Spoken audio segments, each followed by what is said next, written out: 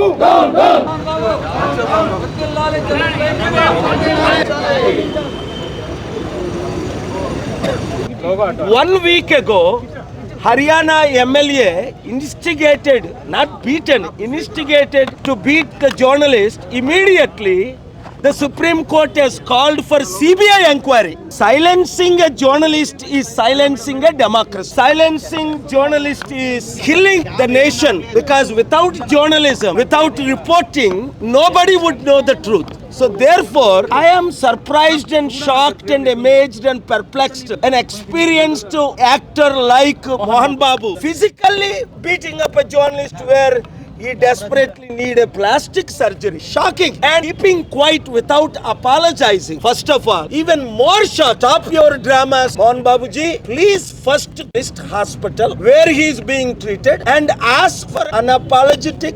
unconditional apology. Number 1. Number 2, the lack of police proper action. You see, in North India, Supreme Court imprisoned, sending notices so that these MLAs and MPs or actors, whoever they may be, many times many stories told about me. You don't physically attack, you go to the court or you fight if it is falsely written, but don't take the law into your hands. నిన్నటి రోజున మోహన్ బాబు గారు అంత ఘోరంగా ఒక జర్నలిస్ట్ ని physical గా కొట్టడం నేను చూసి షాక్ అయ్యాను. విజయవాడ నుంచి రోడ్లో వస్తూ తీవ్రమైన గాయాలు, ప్లాస్టిక్ సర్జరీ అవసరమని డాక్టర్ గారు చెప్పారు. ఆయన ఇప్పుడు యశోద హాస్పిటల్లో ట్రీట్మెంట్ చేసుకుంటున్నారు. అలాంటిది మోహన్ బాబు గారు తక్షణమే క్షమాపణ చెప్పాలని రాత్రి 10 గంటలకు నేను గౌరవంగా 12 గంటల సమయం ఇచ్చినప్పటికీ ఆయన క్షమాపణ చెప్పకపోవడం సరికదా.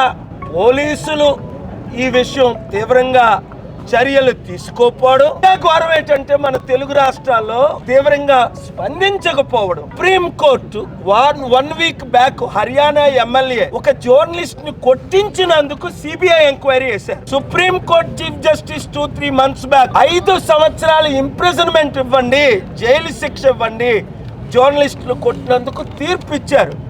మరి ఎందుకు మన రాష్ట్రాల్లో ఇంత దరిద్రం? జర్నలిస్టులను కొట్టడము అంటే, జర్నలిస్టుల్ని అడ్డుకోవడము అంటే ప్రజాస్వామ్యాన్ని అడ్డుకోవడం అని మనందరికీ తెలుసు. అంత చిన్న శాలరీలు తీసుకొని వాళ్ళు రాత్రనక పగలనక ఉన్న సత్యాన్ని బయటకు తీసుకొస్తుంటే వాళ్ళ మీద దాడి చేయడం అది ఊహకి అతీతం నాకు. కనుక దాన్ని తీవ్రంగా ఖండిస్తున్నాను. ఇలాంటి దాడిలు ఎవరైనా చేస్తే, నేను ఎప్పుడో అనుకున్నాను హైడ్రా గురించి ఏ విధంగా పిల్లేశాను, రేప్ కేసుల గురించి ఏ విధంగా, స్పెషల్ స్టేటస్ గురించి, స్టీల్ ప్లాంట్ల గురించి, జర్నలిస్టుల దాడుల మీద నేను అతి త్వరలో ఒక పబ్లిక్ ఇంట్రెస్ట్ లిటిగేషన్ ఒక 1 వీక్ టైం ఇచ్చిన తర్వాత ఈ విషయంలో నేను స్పందించి ముందు తెలంగాణ హైకోర్టులో తర్వాత సుప్రీం కోర్టులో జర్నలిస్ట్ న్యాయం కొరకు ఫైట్ చేస్తాను. Thank you very much.